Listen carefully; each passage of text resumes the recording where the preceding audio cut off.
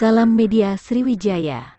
Bangunan Rumah Taman Pendidikan Al-Quran TPA Al-Fatur Akbar di Jalan Ratu Sianum Lorong Asem Palembang saat ini konstruksi di beberapa bagian sudah rapuh dan ambrol, Senin tanggal 31 Oktober tahun 2022. Nurjanah, 54 pimpinan TPA mengakui, sudah lebih dari 2 tahun kondisi bangunan TPA ini rapuh dan di beberapa bagian tiang, lantai dan dinding rapuh dan nyaris ambruk ujarnya. Bersyukur tadi dikunjungi oleh Wakil Wali Kota Palembang Fitriyanti Agustinda yang berharap bantuan pemerintah Kota Palembang tersebut bisa segera terrealisasi. Nurjanah menambahkan bangunan ini berdiri sudah lama dari peninggalan keluarganya. Sejak 2003 TPA ini baru didirikan tetapi baru difungsikan 2007 yang kala itu muridnya baru 30 orang hingga saat ini murid yang belajar 100 orang itu pun jadwal belajarnya bergantian karena takut roboh paparnya.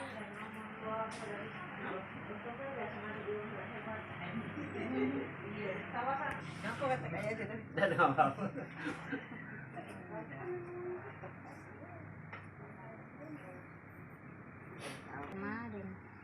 Ini HP baru ya? Iya, ini. Aku ya HP baru ini. Iya, berat loh. Tapi masih ada.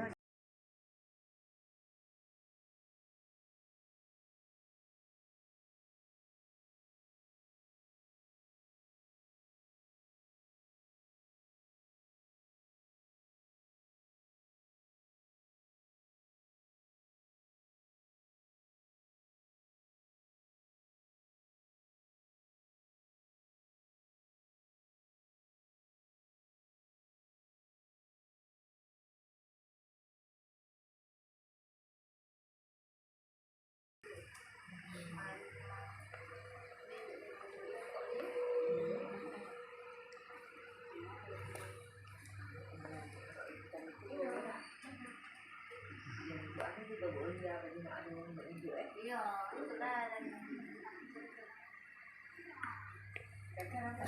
Ate, itu lah lagi kami. Iya. Makan kalau ada